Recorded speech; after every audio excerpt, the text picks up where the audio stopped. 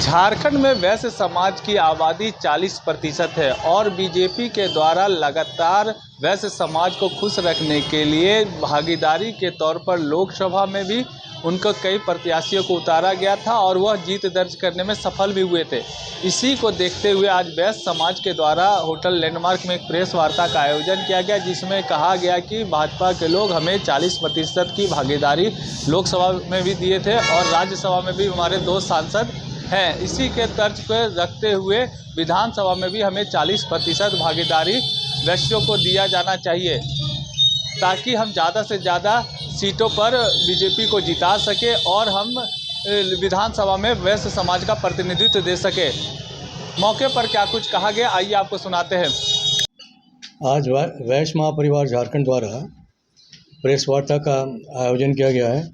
इस प्रेस वार्ता में आप सबों का स्वागत है, हार्दिक अभिनंदन है। ये प्रेस वार्ता आसन विधानसभा चुनाव के संदर्भ में आयोजित की गई है। राज्य में वैश्य समुदाय 60 उपजातियों की संगठित शक्ति आबादी 40% है। हमारी आबादी सर्वाधिक है झारखंड प्रदेश में।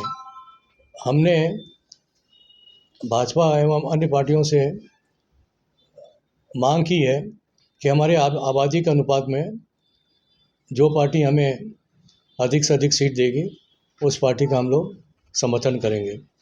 प्राथमिकता हमारी भाजपा को है। इसका कारण यह है कि भाजपा ने लोकसभा चुनाव के अंदर में 8 सामान्य सीट में 3 सीट वैश्य समुदाय से दिया।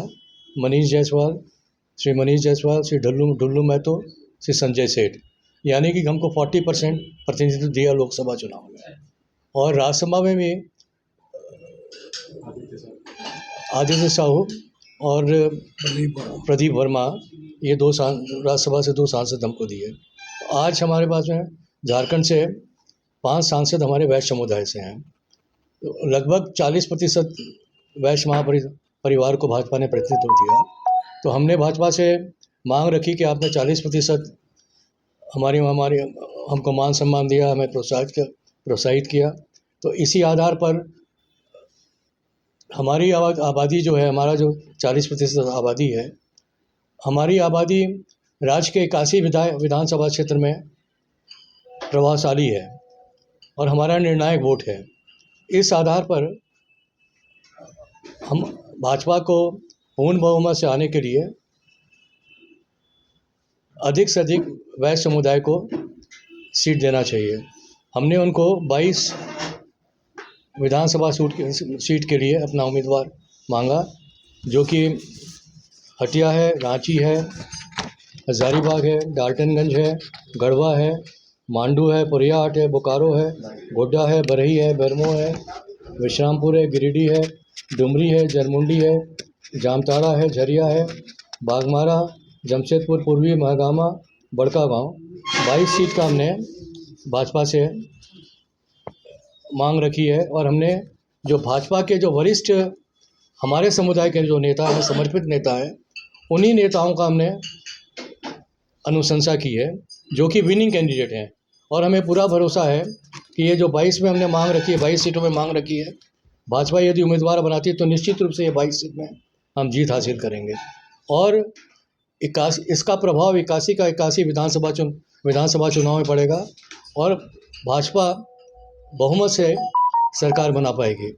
इसके अलावा भाजपा से हमने ये भी मांग रखी है कि सरकार भाजपा की अगर सरकार बनती है तो हमें 40% आबादी के अनुपात में बोर्ड में, निगम में, आयोग में, निकाय में हर जगह हमको प्रतिनिधित्व मिलना चाहिए, क्योंकि हमारा समाज जो है सर्वोदयी समाज है। हमारा समाज झारखंड के विकास में सबसे अहम भूमिका निभाता है। इसलिए भाजपा यदि हमारे योग्य लोगों को अवसर प्रदान करती है तो निश्चित रूप से झारखंड के सर्वांगीण विकास में हमारा बहुत ही महत्वपूर्ण योगदान रहेगा। और हमें पूरा विश्वास है कि झारखंड को हम सब मिल करके आने वाले 5 साल के अंदर में झारखंड को राज्य का नंबर 1 स्टेट बनाने में हम लोग निश्चित रूप से सफल होंगे।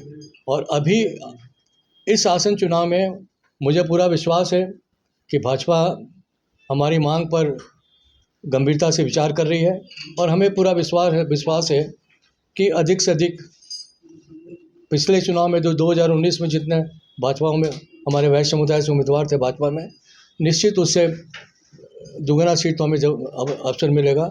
लेकिन हम फिर भी हम भाजपा से अभी भी आज भी हमारा ये मांग है और हम ये आशा रखते हैं कि भाजपा हमारे आबादी के अनुपात पर निश्चित रूप से हमें हमारी मांग को मानेगा, ताकि भाजपा बहुमत से सरकार बना सके। और हम लोग पूरा प्रयास करेंगे भाजपा को बहुमत से सरकार बनाने में। जहां पर वैश्य समुदाय के एक ही विधानसभा क्षेत्र में यदि 2 प्रत्याशी खड़े होते हैं, एक प्रत्याशी भाजपा से, एक प्रत्याशी कांग्रेस या झामुमो से, तो हमारी पहली प्राथमिकता होगी भाजपा के वैश्य समुदाय के प्रत्याशी को जिताने में। अन्य सीटों में जहाँ पर भाजपा वैश्य समुदाय को टिकट नहीं देती है, यदि कांग्रेस और जेवीएम देती है, तो हम लोग विचार करेंगे उनको भी अपने वैश्य समुदाय के नेता को समर्थन देने का हम लोग उस पर विचार करेंगे। हम लोग एक सवाल आता है, वैश्य समाज के लिए मांग से आप नाम सामने है। निश्चित रूप से हमारी ये मांग है कि जो हमारा ओबीसी का जो 27% का आरक्षण का जो संवैधानिक अधिकार है वो हमें मिलना चाहिए। भाजपा ने निश्चित रूप से जब सरकार बना तो ये गलती हुई, क्योंकि जो संविधान के हिसाब से आपका आरक्षण की सीमा 50% है, तो आज के दिन में 24% शेड्यूल ट्राइब को है, 10% शेड्यूल कास्ट को है, 24 और 10 34% हो गया। हमें 14% मिला, बाकी 2% जनरल विकलांग के लिए है। तो अब ये सुप्रीम कोर्ट से ही या कैबिनेट से ही अप्रूव हो सकता है कि इसका परसेंटेज 50 से, क्योंकि संविधान में 50% का प्रावधान है। सिर्फ तमिलनाडु में 65% है, वो भी सुप्रीम कोर्ट के जजमेंट के आधार पर है। तो निश्चित रूप से हम लोग ये चाहेंगे जो हमारा अधिकार जो है, जबकि हमारी आबादी 40%, ओबीसी की अगर हम बात करेंगे तो हमारी आबादी लगभग 60% है झारखंड में, तो निश्चित रूप से हमारे साथ में अन्याय हो रहा है। तो हम ये जरूर चाहेंगे और हम सरकार को, जो भी सरकार जीती और भाजपा से हम विशेष रूप से अनुरोध करेंगे कि इस पर गंभीरता से विचार किया जाए और हमारा जो अधिकार है, संवैधानिक जो अधिकार है, उसके हिसाब से हमें 27% आरक्षण मिलना चाहिए। इसके अलावा जो शेड्यूल एरियाज़ है वहाँ पर आरक्षण ओबीसी को 0 किया हुआ है, तो वो हमारी मांग होगी कि शेड्यूल एरिया में भी जो ओबीसी की आबादी है उसके अनुपात में आरक्षण मिलना चाहिए। और जाति जनगणना को लेकर लगातार आवाज उठ रही थी, लोकसभा चुनाव के बाद थोड़ा कम हुआ है, लेकिन उसको लेकर आप लोग क्या सोच रहे हैं?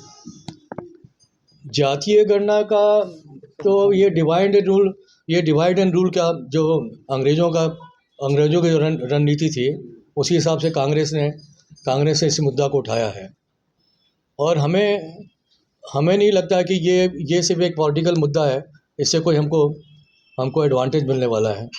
हम ये चाहेंगे कि जिसका जो संवैधानिक अधिकार है, क्योंकि अगर जातिगत भी गणना हो जाएगी तो उससे ये तो नहीं है कि आरक्षण का परसेंटेज बढ़ जाएगा। आरक्षण का लिमिट सीमा तो संविधान के हिसाब से 50% ही है, तो इसका मतलब है कि आप किसका क्या काटेंगे।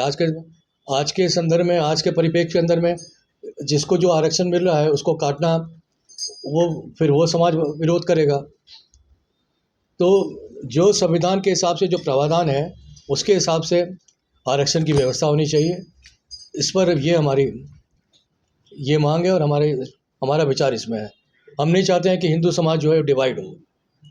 हिंदू समाज एक होगा, अगर हिंदू समाज एक रहेगा तभी इस राष्ट्र का विकास होगा और विश्व में शांति कायम होगी।